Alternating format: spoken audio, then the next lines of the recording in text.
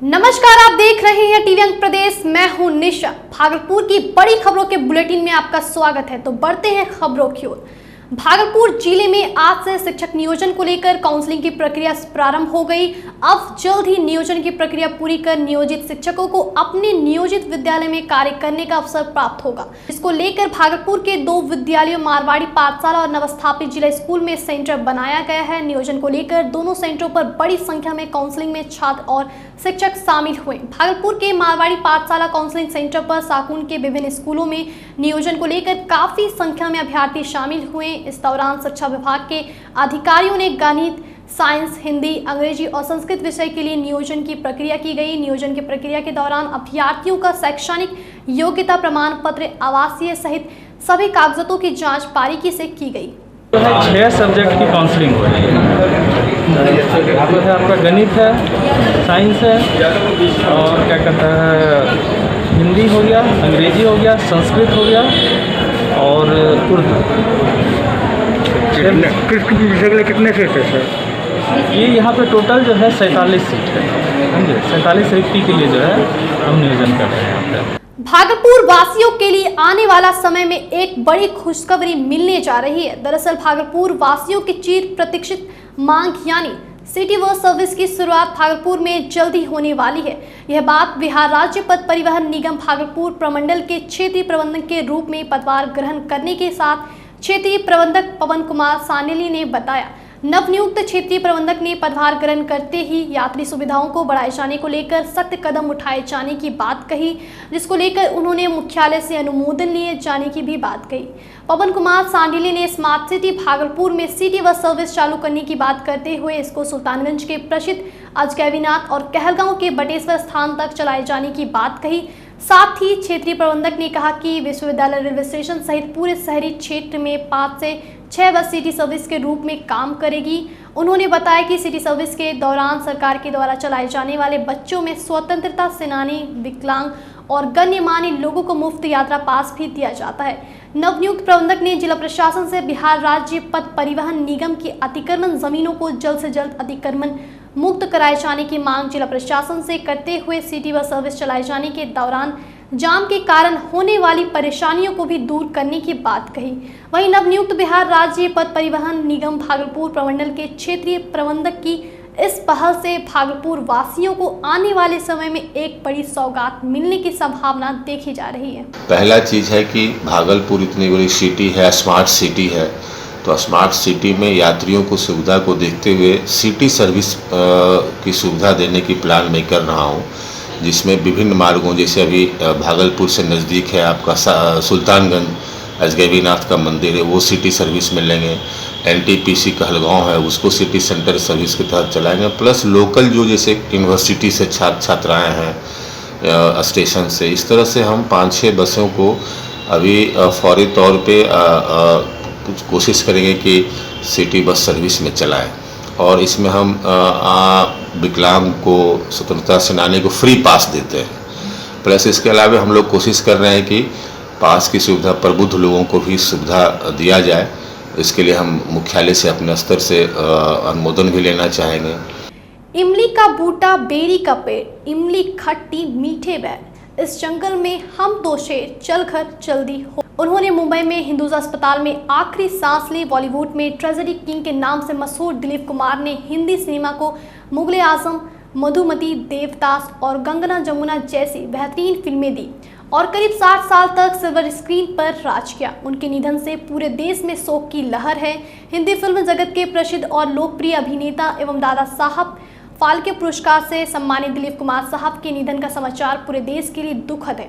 बताते चले कि वे राज्यसभा के सदस्य भी रह चुके थे। उनके निधन से सिनेमा जगत को अपूरणीय क्षति हुई है। प्रधानमंत्री नरेंद्र मोदी को लेकर बॉलीवुड के तमाम सितारे अमिताभ बच्चन, अजय देवगन, अक्षय कुमार जैसे कई नामी गिरामी कलाकारों ने उन्हें श्रद्धांजलि अर्पित किया। प्रधानमंत्री मोदी ने दिलीप कुमार को श्रद्धांजलि देते हुए लिखा, दिलीप कुमार हमेशा किंवदंती के रूप में याद किए जाएंगे। उन्होंने आदित्य प्रतिभा का आशीर्वाद प्राप्त था, जिसके कारण पीढ़ियों के दर्शक मंत्रमुग्ध हो गए थे। बताते चले कि दिलीप कुमार की पत्नी सायरा बानो सोशल मीडिया के जरिए लगातार अपडेट दे रही थी। उन्हें सांस लेने में दिक्कत थी। रिपोर्ट थी कि उनके लंग्स में फ्लूइड इकट्ठा था, जिसके ट्रीटमेंट के बाद उन्हें डिस्चार्ज कर दिया गया था। इसके बाद 29 जून को कुछ दिक्कत महसूस होने पर उन्हें फिर से हॉस्पिटल में एडमिट कराया गया। उनके ट्विटर अकाउंट पर हेल्थ अपडेट दिया गया था, जिसमें हालत में सुधार बताई गई थी। वह फिर सायरा बानो ने भी मीडिया से कहा कि उन्हें जल्द घर ले जाऊंगी, लेकिन इस बार फैंस और करीबी के लाख दुआओं के बाद भी दिलीप साहब इस दुनिया में नहीं रहे। वहीं राहुल गांधी ने कहा कि दिलीप कुमार ने फिल्म जगत के लिए जो दिया, हर पीढ़ी उन्हें याद करती रहेगी। अभिनेता दिलीप कुमार के निधन से पूरा भागलपुर कलाकार महकमा शांत हो गया। अपने इस भागलपुर के कलाकारों में रंगकर्मियों में उदासीनता छा गई है। भागलपुर के कई कलाकार उन्हें श्रद्धांजलि देते दिखे और काफी मायूस दिखे। भागलपुर के कई कलाकारों का कहना था, दिलीप कुमार हमारे आदर्श थे। यूसुफ खान दिलीप कुमार साहब, जो कि एक बहुत ही उम्दा किस्म के कलाकार थे, फिल्मी जगत से हमारे समाज को, हमारे देश को बहुत बड़ा सीख दिया करते थे अपने अभिनय के माध्यम से। हम कलाकार उनका शुक्रगुजार हैं कि उनसे बहुत कुछ सीखने का हमें और हमारे समाज को मौका मिला। यूसुफ खान साहब, जिन्हें हम सब दिलीप कुमार के नाम से जानते हैं, उनका देहांत हो गया है और इस घटना से पूरा भारत, पूरी दुनिया, जो भी कला प्रेमी हैं, सब लोग बहुत ही आहत हैं। उनका जाना एक अभिनय के एक युग के अंत का होना है और जितनी भी सुपर डुपर हिट फिल्में उन्होंने दी है, मुगले आज़म, कर्मा, क्रांति, बहुत सारी ऐसे फिल्में हैं, राम श्याम, जो एक खुद में एक मिसाल है। तो मैं इस चैनल के माध्यम से दिलीप कुमार साहब को श्रद्धांजलि अर्पित करती हूँ और उनकी आत्मा की शांति के लिए प्रार्थना करूँगी। वो सदैव हमारे हृदय में रहेंगे। धन्यवाद। सुहाना सफ़र और ये मौसम हंसी, हमें डर है हम खो न जाए कहीं। सुहाना सफ़र और ये मौसम हंसी। स्वर्गीय दिलीप कुमार जी का जाना कला जगत की अपूर्णीय क्षति। हम भागलपुर के कलाकारों में शोक की लहर। सफ़र तो कहीं तमाम होना ही था, लेकिन आपका जाना, यूं जाना बहुत उदासी दे गया। तो ओम शांति। ईश्वर अपने श्री चरणों में आपको जगह दे और आपने जो कार्य किए हैं उसका अनुकरण आज की पीढ़ी करे। धन्यवाद। आज का दिन भारतीय इतिहास में कलाकारों के लिए एक काला दिन के रूप में याद किया जाएगा। अद्भुत और अद्वितीय ट्रेजरी किंग के नाम से विख्यात श्री दिलीप कुमार जी का निधन हम कलाकारों के लिए स्तब्ध कर देने वाला है और इस देश के लिए अपूर्णीय क्षति है। इसे पूरा करना असंभव है। भारतीय इतिहास में कई सुपरस्टार हुए, कई ऐसे मानव उपाधियों के साथ कई कलाकार हुए, लेकिन दिलीप कुमार न तो पैदा हुए थे, न ही भविष्य में होने की संभावना है। सभी के दिलों पर राज करने वाले मशहूर और हमारे पसंदीदा कलाकार में से एक दिलीप कुमार साहब, जिन्हें यूसुफ खान के नाम से भी जाना जाता है, आज वो हमारे बीच नहीं रहे। 98 साल की जीवन यात्रा में 65 साल फिल्म को देने वाले और अनेकों सम्मान से सम्मानित होने वाले हमारे आदर्श दिलीप कुमार साहब को भावभीनी श्रद्धांजलि। आपकी कमी हमेशा रहेगी, आप हमेशा हमारे दिलों पर राज करेंगे। मैं खुशबू भागलपुर से दिलीप कुमार साहब को अंतिम विदाई में उन्हें सादर नमन करती हूँ।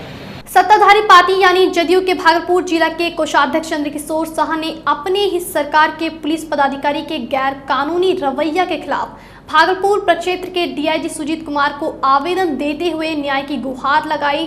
चंद्रकिशोर शाह, जो भागलपुर के कोतवाली थाना क्षेत्र के खलीफाबाग के निवासी हैं, उन्होंने आवेदन में बताया कि उनका बांका जिले के बाराहाट गैस प्लांट के समीप पुश्तैनी जमीन है। जमीन काफ़ी बेशकीमती है, जिसको लेकर भूमाफियाओं की नज़र उनकी ज़मीन पर है।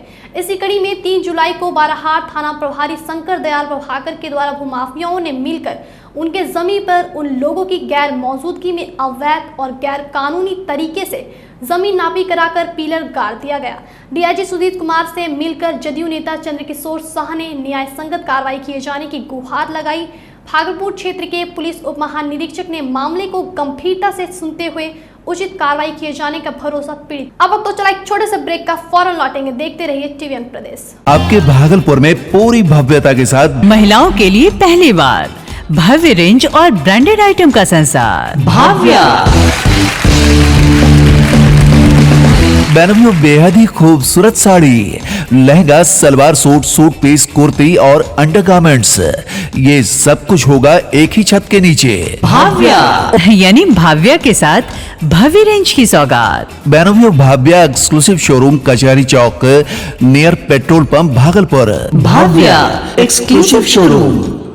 ब्रेक के बाद फिर से एक बार आपका स्वागत है टीवी अंक प्रदेश में। बढ़ते हैं अगली खबर की ओर। भागलपुर में ट्रक चालकों से वसूली का खेल धड़ल्ले से चल रहा है। आपने इससे पहले पुलिस वालों को वसूली करते देखा होगा, लेकिन अब खाकी वर्दी ने वसूली का तरीका बदल दिया है और वसूली के लिए खाकी ने गुर्गों को पाल रखा है। हम जो तस्वीर आपको दिखाने जा रहे हैं वह इन दिनों सोशल मीडिया पर काफी तेजी से वायरल हो रहा है। दरअसल 0 माइल थाना से महज कुछ ही दूरी पर फ्लाईओवर के समीप 2 शख्स टॉर्च दिखाकर ट्रकों को रोक चालकों से वसूली कर रहे हैं। वहीं कुछ ही दूरी पर 0 माइल थाना की पुलिस भी मौजूद थी, लेकिन कोई कार्रवाई नहीं कर रही थी। इसका वीडियो सोशल मीडिया पर तेजी से वायरल हो गया। वीडियो सोमवार रात का बताया जा रहा है। ट्रक के पीछे पीछे चल रहे एक कार वाले ने इसका वीडियो बना लिया। वीडियो बनाने वाले ने जब कुछ ही दूरी पर मौजूद पुलिस कर्मियों से इसके बारे में पूछा तो उनका फोन छीनने का प्रयास किया जाने लगा। बता दें कि इससे पहले कई दफे वसूली का वीडियो वायरल हुआ था। इसके बाद कई पुलिसकर्मियों पर कार्रवाई भी की गई थी। बहरहाल इस मामले में वरीय पदाधिकारी क्या एक्शन लेते हैं यह देखना दिलचस्प होगा। किस चीज़ का पैसा लिया जाता है? सर कौन चीज़ का पैसा ले रहे हैं? पैसा क्या ले रहा है? वो मोबाइल पर दिखा रहे हैं। बढ़िया ना अभी। क्या देखें पैसा दे। चलिए ना अभी आप पूछते हैं, आपको हम पूछते हैं।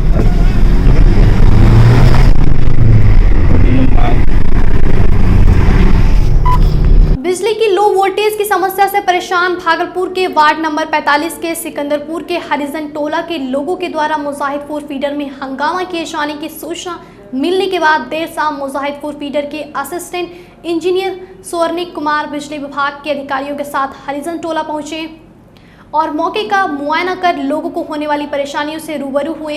इस दौरान स्थानीय उपभोक्ताओं ने इंजीनियर को कई वर्षों से हो रही परेशानियों से अवगत कराया, जिसके बाद स्वर्णिक कुमार ने बताया कि इस मोहल्ले में एक ही फेज बिजली आई हुई है, जिसके कारण लोगों को लो वोल्टेज की समस्या से परेशानियों का सामना करना पड़ रहा है। इन लोगों की परेशानियों को देखते हुए 24 घंटे के भीतर मोहल्ले में एक नया ट्रांसफार्मर लगाया जाएगा। हम आपको बता दें कि इससे पूर्व बड़ी संख्या में मोहल्ले के लोग मुजाहिदपुर स्थित बिजली विभाग के फीडर पहुंचकर विभाग के अधिकारियों की कार्यशैली को लेकर जमकर बवाल काटा था। 6 साल की जो बात है, हम लोग तो म्युनिसिपल से टेक ओवर किए हुए 3 साल हुआ ही है और हमारी जानकारी में जो अम्बुज जी हैं जो अभी साथ में हमारे खड़े हैं, लगभग लगता है सप्ताह से 10 दिन पहले आके हमसे पर्सनली मिले थे कि ऐसा ऐसा इशूज है, पोल लग हमारे यहाँ नहीं है और जो लाइन आई है एक ही फेज आई हुई है, ऐसा ही था ना मुझे। तो उस पर हमने कार्रवाई किया भी है और अब देख सकते हैं यहाँ पे पोल इरेक्शन हो चुका है, केबल भी खींचा गया है, वो प्रोसेस है, ऑनगोइंग वर्क है अभी। वर्तमान में जो भी समस्या है ट्रांसफार्मर ओवरलोडेड को लेके है, मोस्ट प्रोबेबली प्रॉब्लम कल सॉल्व हो जाएगा। कब तक हो जाएगी सर? कल तक उम्मीद है सर हो जाएगी प्रॉब्लम।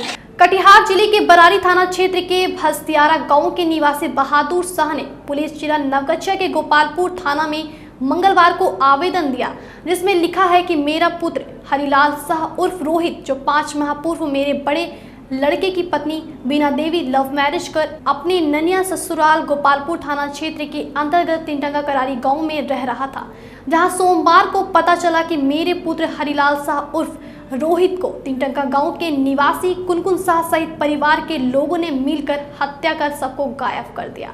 उसके बाद मैं तिनटंगा करारी पहुंचा तो उनके घर पर ताला लगा हुआ था। इसके बाद सूचना गोपालपुर थाने को दिया। गोपालपुर थाना अध्यक्ष नीरज कुमार ने बताया कि आवेदन के आलोक में गहराई से जांच की जा रही है, जिसके लिए छापेमारी भी की जा रही है। बहुत जल्द पूरे मामले का उद्भेदन किया जाएगा। अब वक्त तो चला आपसे विदा लेने का, लेकिन उससे पहले आप सभी से आग्रह है, अगर आपने अब तक हमारे यूट्यूब चैनल को सब्सक्राइब नहीं किया है तो इसे सब्सक्राइब कर लें। साथ ही अगर आप हमारा फेसबुक पर न्यूज़ देख रहे हैं तो हमारे पेज को लाइक और फॉलो कर लें। तो फिर होगी आपसे मुलाकात, तब तक के लिए नमस्कार।